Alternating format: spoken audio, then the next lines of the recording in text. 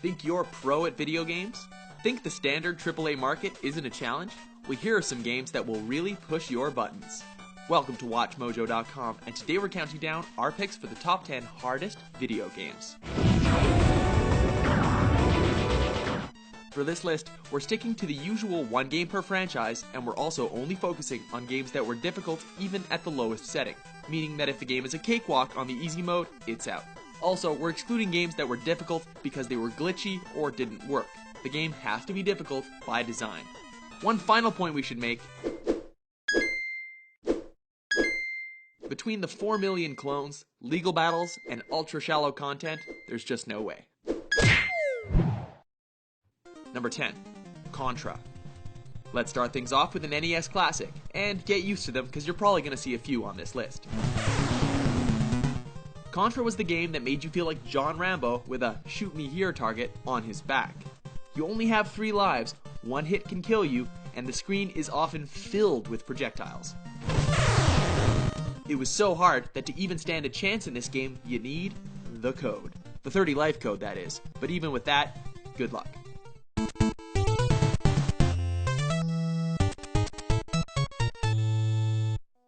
Number 9. FTL, Faster Than Light.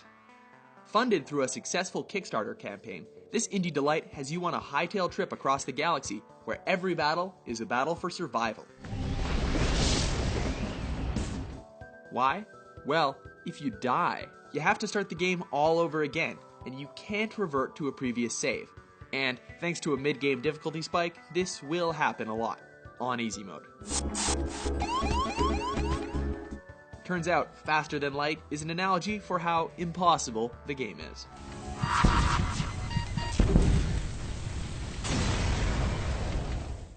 Number 8. F-Zero GX.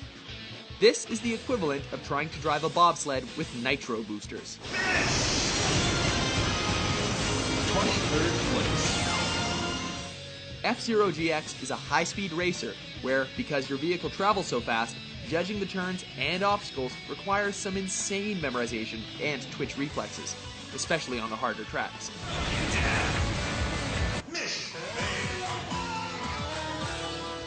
Oh, and the game's story mode is crazy too, reportedly taking months of attempts in order to beat.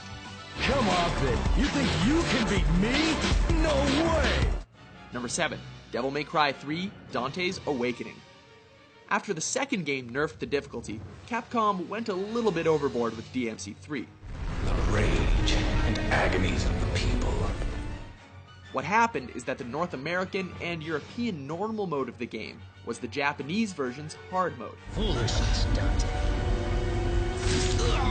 Foolishness.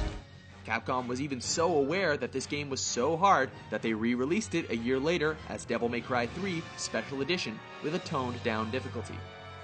Only the Japanese. Number 6. Super Mario Bros. The Lost Levels. What? You think you're pro at Super Mario? Oh, my friend, you have not played the Lost Levels. This was the Japanese version of Super Mario Bros. 2, while the West got a reskin of a completely different game. Even Shigeru Miyamoto was depressed at how punishingly hard it was. Western gamers finally got their first taste of the real sequel in 1994's Super Mario All-Stars on the SNES, before getting the real thing on the Wii Virtual Console many years later. Number 5. Super Meat Boy. Imagine what it would be like if you were a rice cracker drenched in oil and stuck in a clock tower's gears. Okay, that's a bad analogy, but it's also pretty much what Super Meat Boy feels like. The controls are very tight and very responsive, so responsive that the slightest twitch can lead to death. That means that if you die, it's nobody's fault but your own. If that wasn't torture enough, when you finish each level, the game replays all your attempts in one crowd, just to show you how much you suck.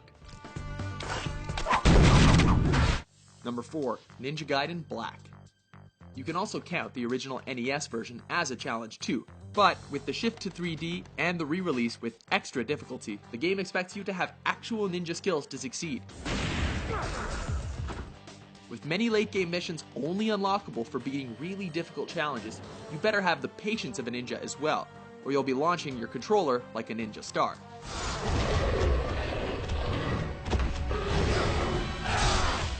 Number 3. Ghouls and Ghosts. Armor in medieval times must have been made out of tissue paper, because in this game, you play as a knight named Arthur, where one touch can strip you to your underwear, and a second can strip your skin. The main reason why the game is so hard is because when you jump into the air, you can't change direction, so one wrong step and it's streaking through a war zone for you. Oh, and to add further insult to injury, once you beat the game, you have to beat it all over again to see the real ending. Number 2. Dark Souls. Pretty sure you saw this one coming. I mean, it's hard not to know about a game whose fan base is so vocally in love with it. But then again, you know it's pretty good when it's popular despite the fact that its main selling point is how hard it is. Not only do you have to deal with enemies that can turn you into wallpaper with just a few hits, but also with other players who are able to invade your world just to troll you. Oh, don't be ashamed. 'Tis the fate of vanguards like you and I. While its difficulty can also come from its very steep learning curve, with practice it can be a truly rewarding experience. I know what you're thinking. What could beat Dark Souls? Well, before we get to the top spot, let's take a look at some honorable mentions.